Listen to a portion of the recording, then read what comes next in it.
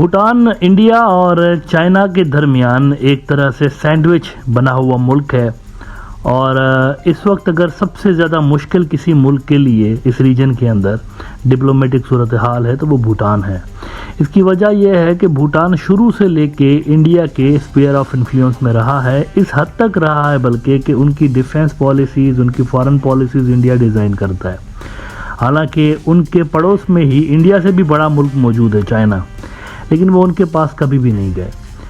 लेकिन अब वो ज़माना बदला है, चाइना एक आलमी ताकत बन के उभरा है और चाइना की राइज के साथ ही भूटान भी मजबूर हुआ है कि वो अपने टाइज को थोड़ा सा रिवाइज करे चाइना के साथ। और ऑन टॉप ऑफ दैट ये जो डोकलाम का इंसिडेंट हो गया 2017 में कि जब चाइनीज़ डोकलाम वाले इलाके के अंदर आ गए और India was suppose to stop them, क्योंकि इंडिया जो है वो प्रोटेक्टर रहा है भूटान का एज पर दी एग्रीमेंट्स, तो उनको पीछे धकेलना था इंडिया ने। लेकिन मोदी ने चाइनीज़ ट्रूप्स को पीछे धकेले बिना ही अपने ट्रूप्स को वापस रिकॉल करवा लिया था वहाँ से। अब भूटान के बारे में मैं हमेशा यहाँ पर कहता रहता हूँ कि ये जो बांग्लादेश और चाइना के बॉर्डर की क्रिएशन के हवाले से मैं बात करता रहता हूँ, उसमें भूटान सबसे इम्पॉर्टेंट कड़ी है।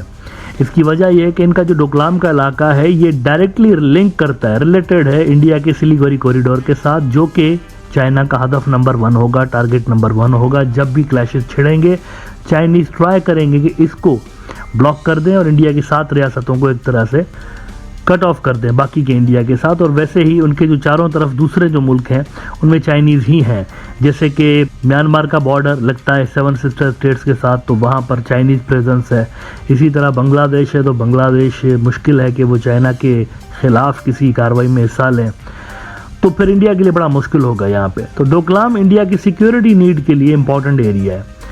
अब पिछले दिनों चाइना के अंदर जो भूटान का फॉरेन मिनिस्टर था वो गया और वहाँ जाकर उसने 2-3 बहुत ही इम्पोर्टेंट बातें की। एक तो सबसे इम्पॉर्टेंट बात उसने ये की कि हम वन चाइना पॉलिसी को मानते हैं। अब वन चाइना पॉलिसी का मतलब ये है कि वो ताइवान को अलग मुल्क कंसीडर नहीं करते। ये बयान इटसेल्फ जो है ना जाहिर कर रहा था कि बर्फ़ पिघली है दोनों मुल्कों के दरमियान और बहुत बातें आगे तक चली गई हैं दोनों के दरमियान। और ऑन टॉप ऑफ दैट ये इटसेल्फ एक अनप्रेसिडेंटेड बात है कि इस बार इंडिया बीच में नहीं था टॉक्स के अंदर, ये खुद ही दोनों मुल्कों ने की हैं, भूटान और चाइना ने। हमेशा ऐसा होता था कि इंडिया बीच में होता था। नाउ ये जो बॉर्डर डिस्प्यूट के रिजोल्यूशन के हवाले से बातें स्टार्ट हुई भूटान और चाइना की, ये तकरीबन तय हो चुकी हैं और इस बात का इजहार खुद भूटानीज फॉरेन मिनिस्टर और दीगर जो टॉप के ऑफिशियल्स हैं उन्होंने की। अब इस पे इंडिया में वो कहते हैं ना अलार्म बेल्स बजना शुरू हो गए कि ये क्या हो गया देखते ही देखते। और एक्सपेक्टेड था कि इंडिया कोई ना कोई यहाँ पर रिटालिएशन में कार्रवाई करेगा डिप्लोमेटिक सतह पर और दीगर सतह पर मामलात को डिफ्यूज़ करने के हवाले से अपने और भूटान के दरमियान। तो आज ये हुआ है कि उन्होंने भूटान के किंग को कॉल कर लिया और भूटान का किंग आ रहा है इंडिया 8 दिन के लिए। बड़ा ही डिटेल्ड दौरा है। द हिंदू इंडिया का बड़ा अखबार है, वो लिख रहे हैं कि Bhutan king to visit India amid fresh momentum in China boundary talks. The Ministry of External Affairs said it would provide an opportunity to both sides to review the entire gambit of bilateral cooperation and to further advance the exemplary partnership। ये the Hindu ने लिखा। अब मैं आपको ज़रा inside story बताता हूँ कि होने क्या जा रहा है। हो ये रहा है कि दोनों मुल्कों के दरमियान, चाइना और भूटान के दरमियान मामलात आगे की हद तक जा चुके हैं और तकरीबन जो चीज़ें हैं वो तय हो चुकी हैं। अब उसके अंदर ये भी है कि भूटान डोकलाम का जो अपना इलाका है वो गिव अप कर रहा है, क्योंकि उसके बदले में उनको ज़्यादा एरिया चाइना दे रहा है। वो जो ऑफ़र उनको की गई है वो अच्छी ऑफ़र है, यानी चाइना को कम एरिया मिल रहा है बॉर्डर डिस्प्यूट के रेजोल्यूशन वाली एग्रीमेंट में और भूटान को ज़्यादा मिल रहा है, चाइना को कम मिल रहा है। लेकिन ये है कि जो चाइना एरिया ले रहा है वो बड़ा इंपॉर्टेंट एरिया है डोकलाम का। तो इस पे इंडियन किंग के सामने ये बात रखने जा रहे हैं कि आप अपना जो पुराना स्टांस है उस पर वापस जाएँ। आप सिर्फ ये कह दें कि डोकलाम हमारा इलाका है। अब भूटानीज कह रहे हैं कि नहीं ये हमारा नहीं है, इंडियंस कह रहे हैं नहीं आप कहो ये आपका है, ज़बरदस्ती आप कहो कि नहीं आप ही का इलाका है।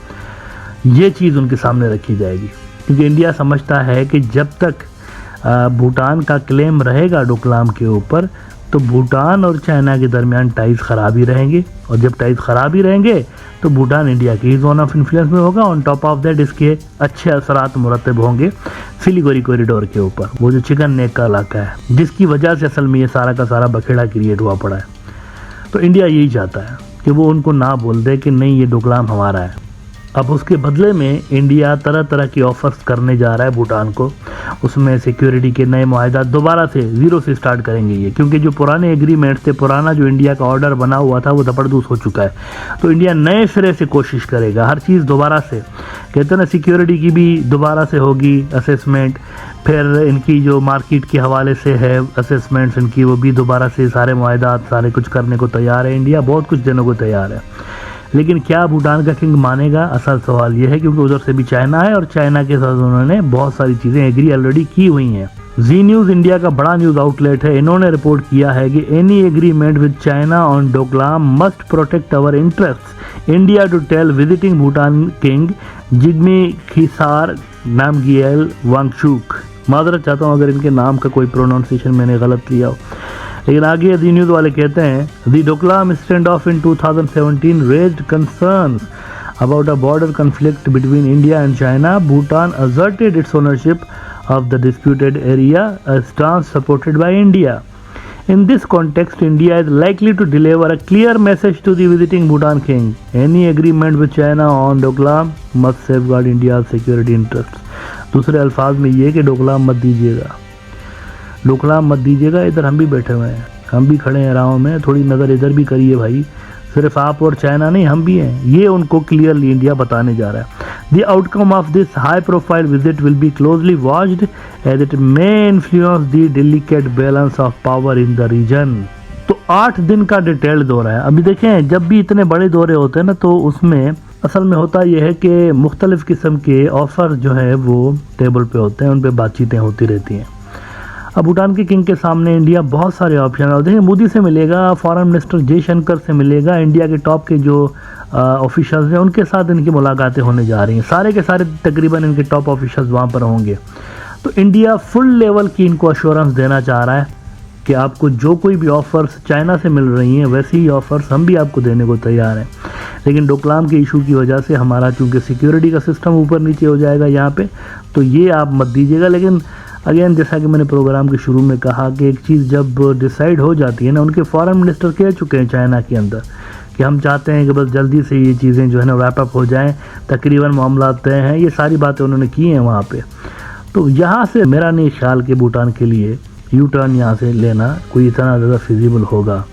I don't think so. India को इस बात का एहतियात करना चाहिए कि ज़्यादा प्रेशर भूटान पर डालने की सूरत में डोकलाम तो जाएगा ही जाएगा, रिमेनिंग जो भूटान है कहीं वो भी ना इंडिया के हाथ से निकल जाए।